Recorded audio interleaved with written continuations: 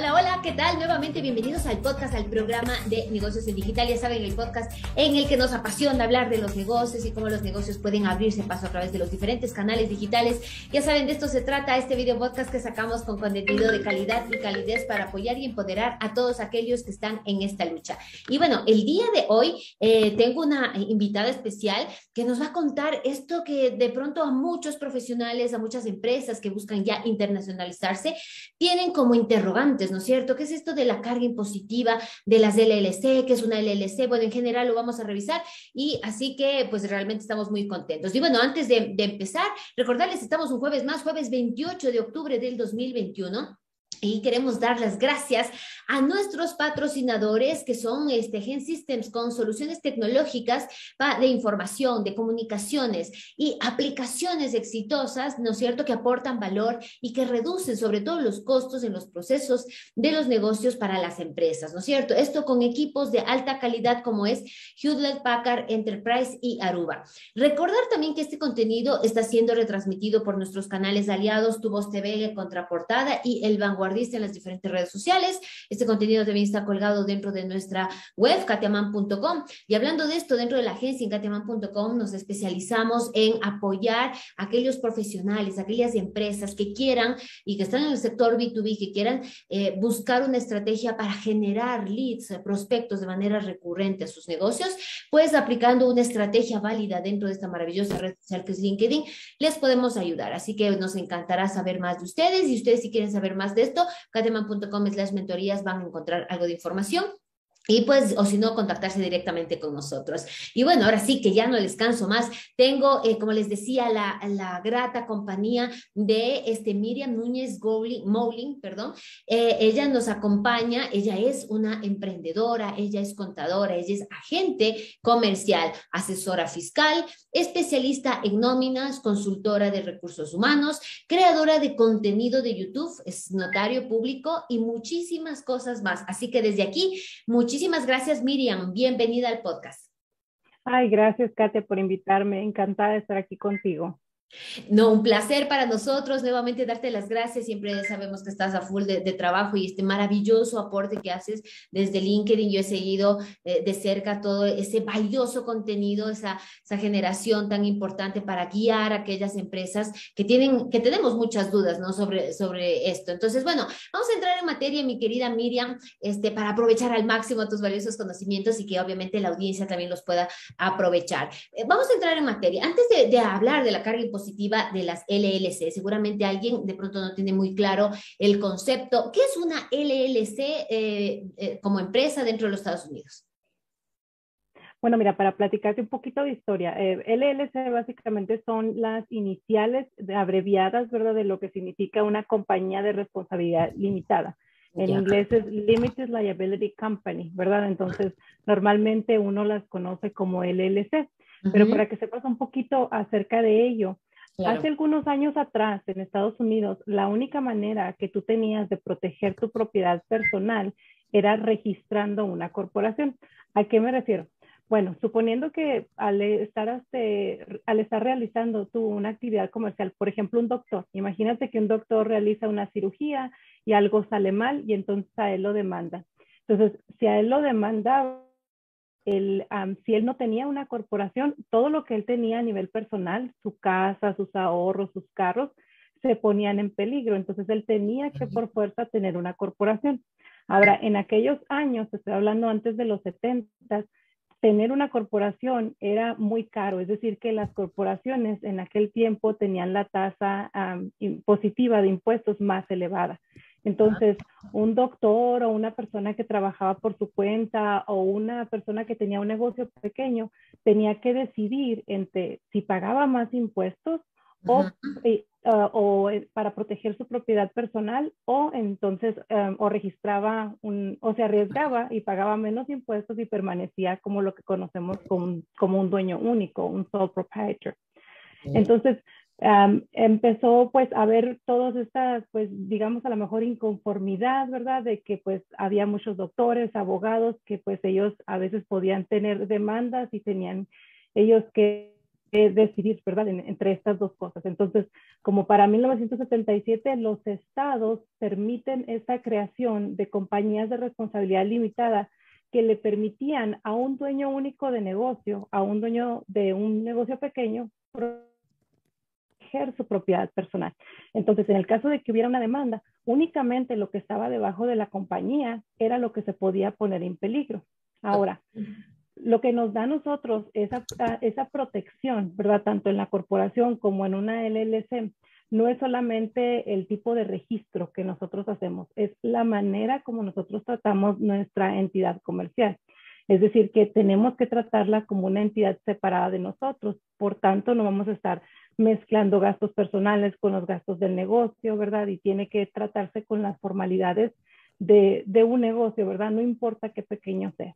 Entonces, legalmente, ante el IRS, que es la autoridad fiscal aquí en los Estados Unidos, una LLC es una estructura híbrida, es decir, que ellos le conocen como una disregarded entity. Entonces, una LLC no tiene, por así decirlo, una forma fiscal en la que va a ser grabada en sus impuestos, sino que la LLC tiene que escoger cómo va a grabar sus impuestos, puesto que el propósito, ¿verdad? Inicialmente era permitir solamente proteger la propiedad personal al ejercer una actividad comercial.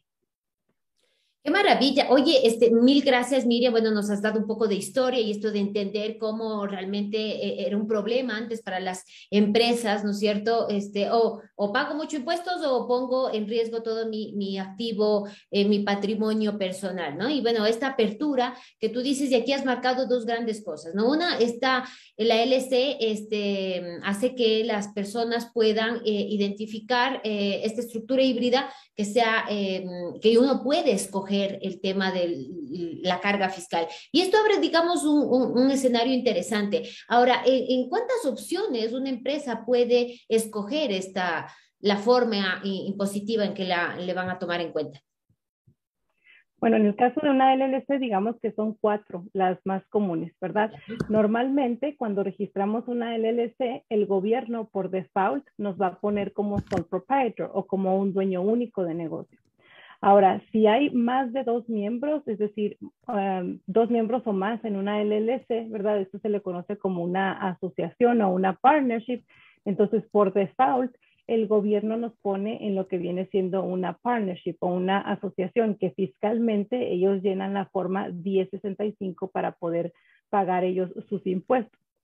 Otra de las formas fiscales que puede escoger una LLC es ser taxado como una corporación S o como una S Corporation. Y finalmente también puede escoger ser taxado como una corporación C, ¿verdad? Que es como generalmente son grabadas en los impuestos las corporaciones grandes aquí en los Estados Unidos. Ok, ok, o sea, entiendo.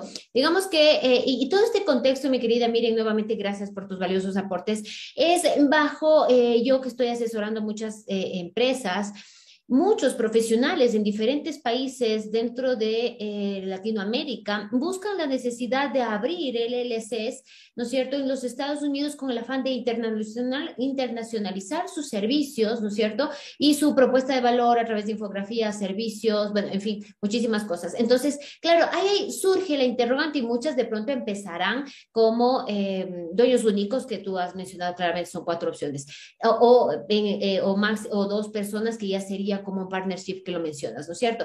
Ahora, dentro de este contexto, digamos, no sé si podemos analizar estos 2 escenarios. Si es que yo, como profesional, o como una pequeña empresa, para arrancar una empresa en los Estados Unidos, si estoy en cualquier país de Latinoamérica, arranco como dueño único, ¿no es cierto?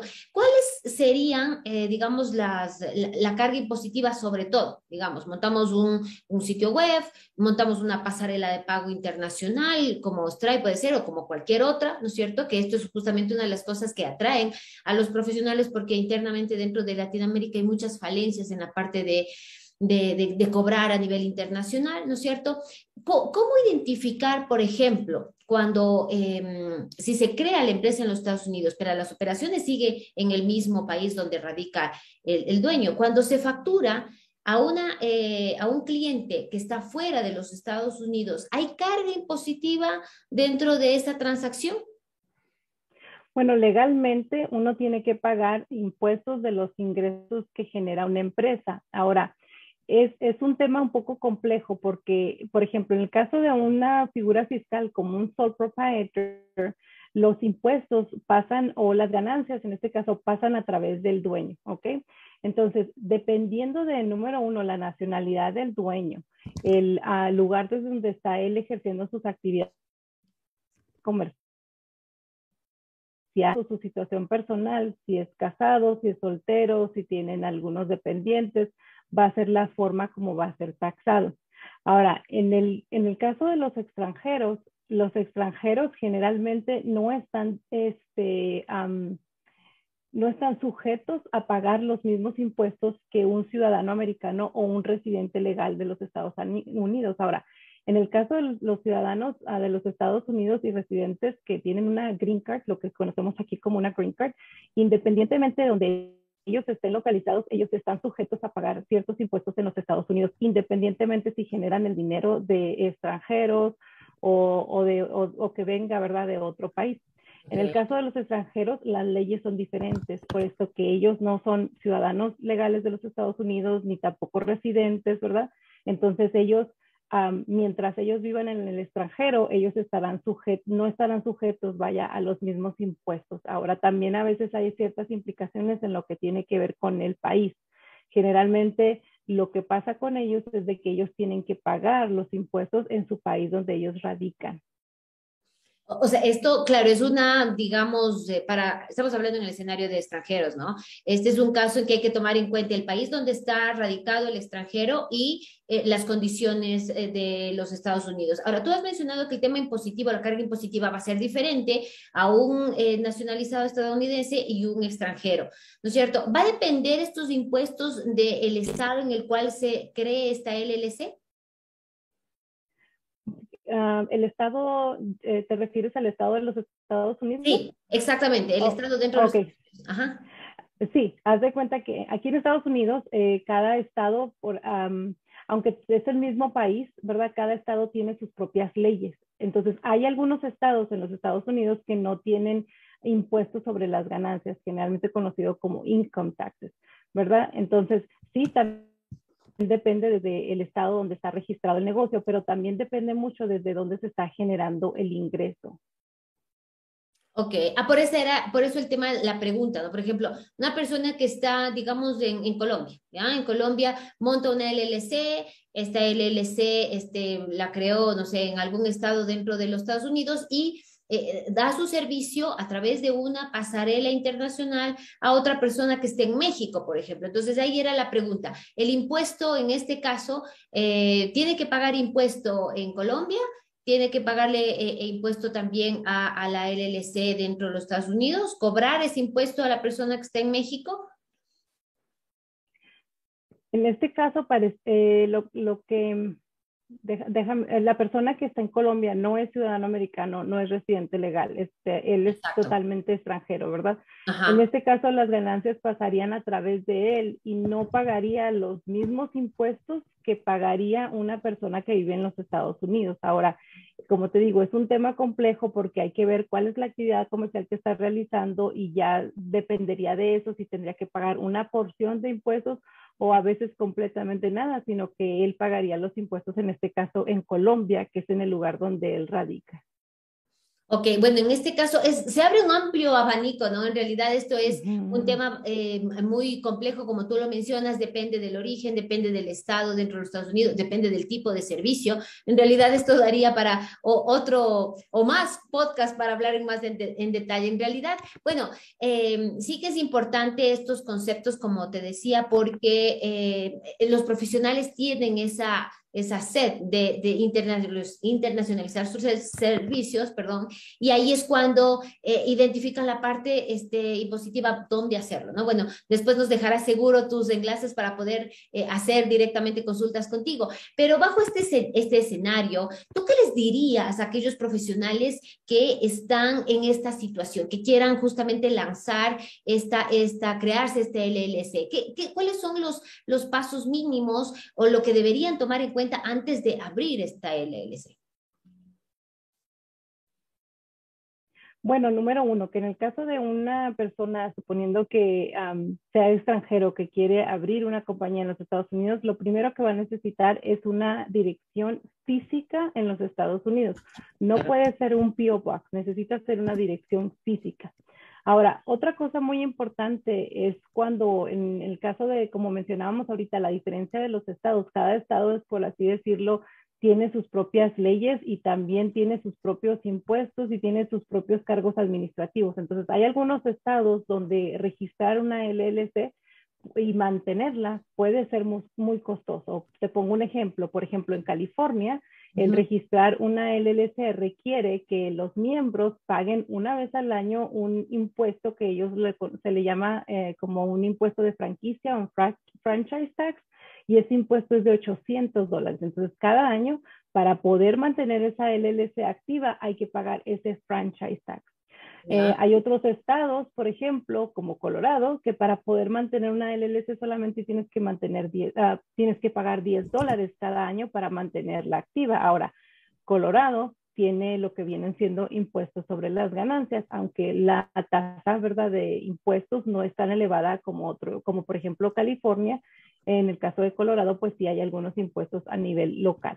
Ahora hay otros estados como Nuevo México, ¿verdad? Donde pudiera costar a lo mejor $50 al año, me parece, mantener una LLC. Entonces, eso también es importante porque a veces, sobre todo cuando en algunos países de Latinoamérica, esta cantidad de dinero es mucho dinero, ¿verdad? Para ellos. Y cuando ellos están empezando, pues es difícil poder mantener un negocio cuando la actividad todavía no ha arrancado, todavía no hemos alcanzado ese éxito. Entonces, que hagan una investigación, ¿verdad? Antes de comprar esa dirección física en cuanto al estado donde ellos quieren registrarse, ¿verdad? Y cuál sería más factible o más económico para el caso de ellos en caso de que el negocio aún no hubiera empezado.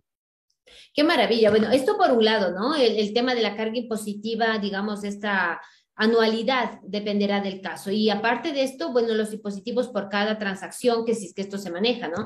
A tu criterio, ¿cuál, en forma general, cuáles son los estados que de pronto son más atractivos para la gente de Latinoamérica en este contexto que estamos hablando, que se podría pensar en abrir ahí una LLC?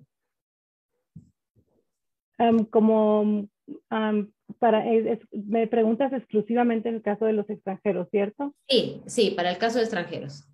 Ok, mira, depende de varios factores. O sea, si tú me preguntas, a lo mejor, ahorita durante la entrevista mencionaste algo importante y es que muchas compañías internacionales, ¿verdad?, han buscado el registro de una LLC. La razón principal, Katia, es que el poder mantener una LLC es relativamente fácil, puesto que una LLC no está sujeta a los mismos requisitos legales que estaría sujeta a una corporación en cuanto a las formalidades que debería de mantener para poder tener su negocio activo. Ahora, en el caso del Estado, depende de lo que vamos a hacer. Por ejemplo, hace tiempo yo tuve una entrevista con una persona que se dedicaba a vender materiales de promoción, bolsas, camisetas, y la mayoría de los materiales que ellos utilizaban llegaba al puerto de California. Entonces ahora habría que transferir, ¿verdad? Esa mercancía a la localidad donde ellos la iban a estar estampando, poniéndole los logos de las diferentes empresas.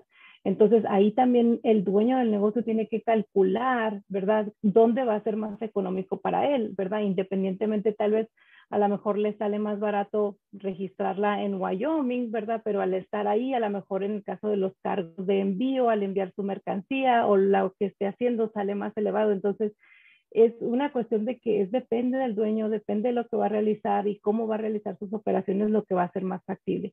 Ahora, en cuestión económica, lo que muchas personas escogen, ¿verdad?, es registrar una compañía en Wyoming, puesto que en Wyoming no hay income taxes, no hay impuestos estatales, y en el caso de Wyoming, Wyoming también ofrece el anonimato, y muchas personas que tienen a lo mejor casas o propiedades de renta quieren proteger su propiedad personal también de esa manera, ¿verdad? Y escogen el anonimato. Ok, o sea, y digamos que, bueno, gracias por la respuesta, realmente muy, muy importante tomar en cuenta todos estos factores que tú nos mencionas.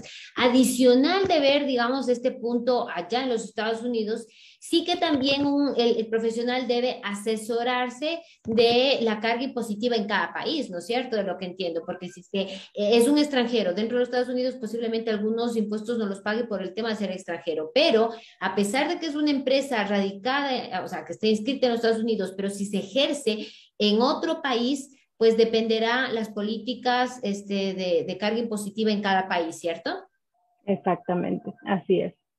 Ok, ok. Bueno, en realidad hay muchísima tela por cortar y aquí nuevamente darte las gracias, mi querida Miriam, por tus valiosos aportes. Estamos casi es que el tiempo de siempre nos va en contra. ¿Quisieras dar algún otro tema, alguna otra contenido en base a algo que yo no te haya preguntado? Y luego palabras tuyas finales hacia la audiencia. Bueno, pues, bueno, pues algo que yo les recomendaría es eso, que hagan esa investigación, que en las redes sociales, ¿verdad? En YouTube hay muchos videos donde dicen, oh, registra tu compañía en Delaware, o regístrala aquí, o regístrala allá, y las personas, ¿verdad? Se dejan llevar por lo que otras personas dicen sin investigar. Por ejemplo, como te decía, en el caso de Delaware, el poder Ujú, mantener activa una LLC cuesta $300 al año. Y a claro. lo mejor para una persona que vive en los Estados Unidos no sería a lo mejor tanto dinero, sobre todo si su negocio está funcionando, pero para el caso de un extranjero que apenas quiere empezar su negocio, esto puede significar una carga, ¿verdad?, Claro. económica bastante elevada. Entonces, que investiguen cuáles son esos cargos al registrar su LLC y también que tengan mucho cuidado de las estafas, ya que lamentablemente hay muchas compañías o muchas estafas en el Internet de que prometen registrarles su negocio y a veces no, estas personas no, pues les roban o algunos no lo hacen de la manera debida y luego entonces corregir el registro puede ser más costoso, sobre todo si ya la persona ha invertido en tener un sitio web, ya ha escogido ese nombre y si el nombre no se registró correctamente, entonces lo pierden. Entonces, que busquen la asesoría de alguien confiable al realizar este trámite, que se asesoren en cuanto a lo que tiene que ver ese cargo anual que van a estar pagando. Ahora, una vez que ellos ya registraron su compañía LLC en el estado, ¿verdad?, donde ellos han escogido realizar su actividad comercial, ahora hay que aplicar para un número EIN, que es el número federal de empleador. Y como te comentaba, ¿verdad? En el caso de que fuera una sola persona la que registre la LLC, entonces el gobierno lo va a poner por default como lo que viene siendo un sole proprietor o un dueño único. Si Ujú. fueran dos personas en más las que participan o las que registran o hacen ese registro, entonces el gobierno los va a poner como una partnership. Ok, ahora tú has mencionado algo súper importante y es evitar el tema de las estafas. ¿Cómo una persona que de pronto no conoce puede identificar a aquel asesor que realmente está capacitado para ayudarle y evitar estas estafas? ¿Hay algún registro en alguna parte, algo que del otro lado alguien que no tiene ni idea cómo asesorarse y que busca de pronto, como tú bien dices, en YouTube o en Internet para no caer en estas vende humos y gente que está estafando? Bueno, mira, aquí en Estados Unidos, cada uno de los estados tiene su propia Secretaría del Estado, ¿verdad? Y uno básicamente puede poner en Google Secretaría del Estado y luego el nombre del estado que uno esté interesado en Ya, realizar su actividad comercial. ok. Y ahí hay cantidad de información, ¿verdad? Y pues ahora con la tecnología incluso podemos traducir esas páginas y Ujú. leer al respecto. Ahora, en el caso de los negocios, los registros son públicos. Entonces, una vez que alguien nos registra un negocio, pues nuestro nombre o el nombre de nuestra compañía va a ser público para todos y nosotros tendríamos um, pues sí, la facilidad de verlo, ¿verdad? Públicamente para ver que realmente en ese estado, bajo la Secretaría del Estado, nuestro negocio está debidamente registrado. Entonces, mi consejo sería pues acudir directamente a las páginas de gobierno para que se familiaricen con los cargos, ¿verdad? Y los requisitos, etcétera. Ok, qué maravilla. Bueno, mi querida Miriam, estoy segurísima que del otro lado tienen más de una pregunta para ti, así que ¿dónde te podemos encontrar? Bueno, mira, nosotros tenemos un canal de YouTube, ¿verdad? Y en el canal de nosotros se llama Y tú también puedes. Y ahí debajo de todos los videos están nuestras redes sociales. Nuestra firma de contabilidad se llama MJ Better Books, o en inglés MJ Better Books. Y ahí también pueden ellos localizarlos. Nuestro sitio de internet es www.mjbetterbooks.com. También tenemos nuestra página de Facebook, ¿verdad? Que es MJ Better Books, y nuestra página de Instagram, donde ellos también pueden seguir y podemos nosotros entrar en contacto con ellos. Perfecto, te voy a pedir, Miriam, que me mandes todos los enlaces, que no se quede ni uno, para que todas aquellas personas que seguro van a tener que contactarte por más de una inquietud, justamente para aterrizar y ver y no dar un mal paso en este gran proceso de internacionalizar los negocios para muchísimos, muchísimos profesionales que hoy por hoy tienen la posibilidad a través de los medios digitales de dar sus servicios a otras empresas, ¿no? Y pues, ¿por qué no pensar en esta y de crear una empresa en los Estados Unidos que también le da un renombre, ¿no? A ese crecimiento. Así que, pues bueno, mi querida Miriam, nuevamente mil gracias por tus valiosos aportes y mil gracias también a la audiencia por escuchar el podcast en las diferentes plataformas, en Spotify, en Google Podcast, en iVoox, en iTunes, en el formato de video, en YouTube, por estar ahí del otro lado, porque sin ustedes esto no existiría. Nos vemos y nos escuchamos la próxima semana, pero antes, que me olvido, dar las gracias a nuestros patrocinadores, a Gen Systems, con soluciones tecnológicas para las empresas, optimizando los procesos dentro de los negocios, apoyándose de tecnología de punta como es Hewlett Packard Enterprise y Aruba.